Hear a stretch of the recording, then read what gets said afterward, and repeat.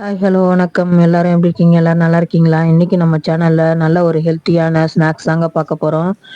அது என்ன மாவுல ரெடி பண்ணியிருக்கேன்னு வாங்க பார்க்கலாம். பாருங்க, நான் கம்பு எடுத்திருக்கேன். கம்பு ஒரு 1/2 கிலோ எடுத்திருக்கேங்க. இந்த கம்பை நல்லா நம்ம ஃப்ரை பண்ணிக்கலாம். முதல்ல நல்லா கைக்கு நம்ம சூடாகிற வரைக்கும் திரிய விடாம நல்லா இதை வறுத்து எடுத்துக்கலாம். வறுத்து எடுத்துட்டோம். அடுத்தது கேழ்வரகையும் இதே மாதிரி நம்ம வறுத்து எடுத்துக்கலாம். ரெண்டுமே ஈவனாக நான் ஹாஃப் கேஜி வாங்கியிருக்கேங்க. இதையும் நல்லா வறுத்து எடுத்தாச்சு. அதையும் நம்ம ஆற வச்சுருவோம். அடுத்தது பச்சை பயிறு வந்து கால் கிலோ நான் எடுத்திருக்கேன். அதையும் நல்லா நம்ம வறுத்துக்கலாம்.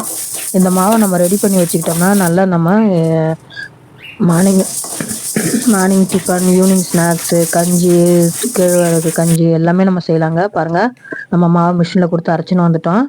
இப்போ இதை நல்லா நம்ம ஜெலிச்சு நம்ம ஸ்டோர் பண்ணி வச்சுக்க போகிறோம். நல்லா டிப் இல்லாமல் நல்லா ஜலிச்சிக்கலாம். நம்ம ஜலிச்சாச்சு. இதை அப்படியே நம்ம ஸ்டோர் பண்ணி வைக்கிறோம்.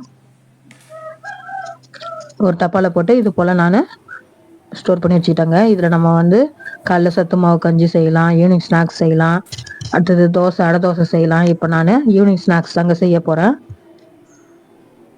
நல்லா சூப்பராக நம்ம இந்த மாவு ரெடி பண்ணி வச்சுக்கிட்டோம்னா நல்லா ஸ்கூலில் விட்டு வர குழந்தைங்களுக்கு நம்ம ஹெல்த்தியான ஒரு ஸ்நாக்ஸை பண்ணி கொடுக்கலாம். இது ஸ்வீட்டாகவும் பண்ணி கொடுக்கலாம், நம்ம வந்து காரமாகவும் பண்ணி கொடுக்கலாம். இப்போ நான் பக்கோடா தாங்க இதில் பண்ண போகிறேன். இந்த மாவு நம்ம 2 கப் எடுத்துக்கிட்டோம். இந்த பவுலில் 2 பவுலு நம்ம அரைச்சிட்டு வந்த மாவு எடுத்துக்கிட்டோம். கம்பு, கேழ்வரகு, பச்சை பயிறு இது எல்லாமே நம்ம சேர்த்து அரைச்சிட்டு வந்தோம்ல, அந்த எடுத்துக்கிட்டோம். அடுத்தது அரிசி மாவு ஒரு கப்பு எடுத்துக்கிட்டோங்க. ஏன்னா அரிசி மாவு சேர்த்தா தான் நமக்கு வந்து அந்த பக்கோடா கிறிஸ்பியாக வரும். இப்போ அதுக்கு தேவையான அளவு சால்ட்டு சேர்த்துக்கலாம்.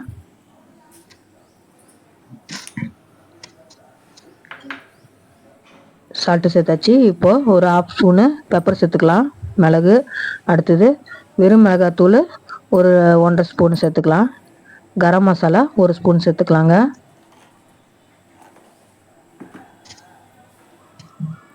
இதோட கூட நான் கொஞ்சமாக ஆப்ப சோடா மாவு சேர்த்துக்கிறேன்.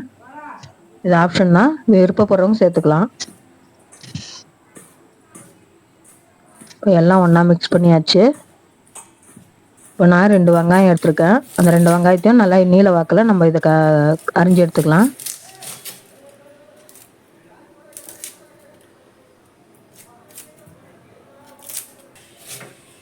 நல்லா இது போல் நம்ம நீல வாக்கில் அரிஞ்சிக்கலாங்க.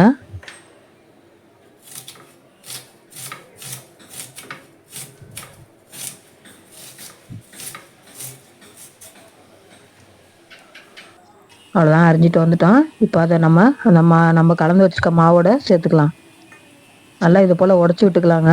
அப்போ தான் நமக்கு வந்து எல்லா மாவில் நல்லா எல்லா ஸ்கிரிப்பியாக நல்லா சேரும்.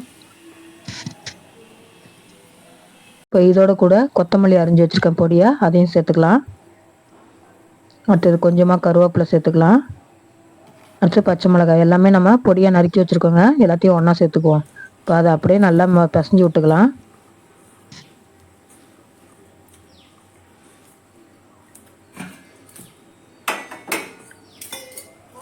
இப்போ இதில் நம்ம தண்ணியை கொஞ்சம் கொஞ்சமாக தெளித்து நம்ம நல்லா மிக்ஸ் பண்ணிக்க போகிறோம். கொஞ்சம் கொஞ்சமாக தெளித்து நம்ம மிக்ஸ் பண்ணுங்க. அதிகமாக ஊற்றிட்டோம்னாக்கா அப்புறம் போண்டா சைஸ்க்கு வந்துடும். நம்ம போடுறது பக்கோடா.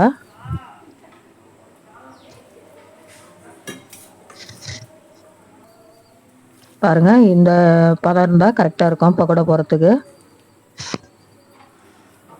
ரொம்ப ட்ரையாகவும் இல்லாமல் ரொம்ப சாஃப்டாகவும் இல்லாமல் நல்லா நம்ம மாவு ரெடி பண்ணிட்டோம். இப்போ எண்ணெய் காஞ்சிச்சான்னு பார்க்கலாம்.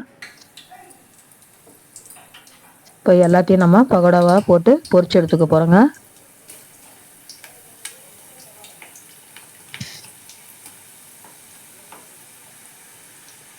நல்லா கொஞ்சம் கொஞ்சமாக இது போல் நம்ம எண்ணெயில் போட்டு எடுத்துக்கலாம். நல்ல ஒரு சூப்பரான ஈவினிங் ஸ்நாக்ஸுங்க. ஹெல்த்தியானதும் கூட இது. இந்த மாவை நம்ம ரெடி பண்ணி வச்சுக்கிட்டோம்னா காலையில் பசங்களுக்கு கஞ்சி காய்ச்சி நாட்டு சக்கரை போட்டு கஞ்சி காய்ச்சி கொடுக்கலாம். அடுத்தது அடை செய்யலாம். அடுத்தது ஈவினிங் ஸ்நாக்ஸ் இந்த மாதிரி பக்கோடா, போண்டது போலங்க செய்யலாங்க. நல்லா சூப்பரான ஈவினிங் ஸ்நாக்ஸு, நம்ம ஹெல்த்தியான ஈவினிங் ஸ்நாக்ஸ் நம்ம செஞ்சிட்டோம். எப்போதும் நம்ம பகோடா வந்து கடலை மாவு இதில் தான் போடுவோம் நம்ம. இன்றைக்கி நம்ம டிஃப்ரெண்ட்டாக கம்பு கேழ்வரகு பச்சை பயிறு மாவில் இன்றைக்கி நம்ம பகோடா போட்டுக்கோங்க. சூப்பரான ஈவினிங் ஸ்நாக்ஸு. நல்லா கிறிஸ்பியாக இருக்குது பாருங்கள்.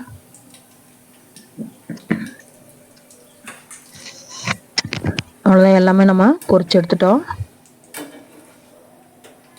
இதில் லாஸ்ட்டாக நம்ம கொஞ்சம் கருவேப்பிலையை நம்ம பொரிச்சு எடுத்துக்கலாம். நான் 2 இனுக்கு கருவேப்பிலை எடுத்திருக்கேன், அதையும் பொரிச்சு போட்டுக்கோ.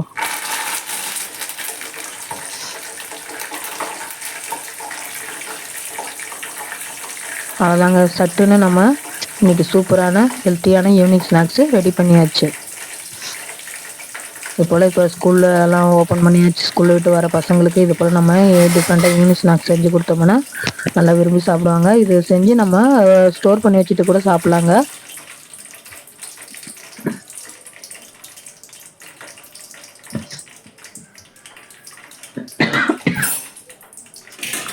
அவ்வளோதாங்க, சூப்பரான ஈவினிங் ஸ்நாக்ஸு, ஹெல்த்தியான ஈவினிங் ஸ்நாக்ஸு ரெடி ஆயிடுச்சு.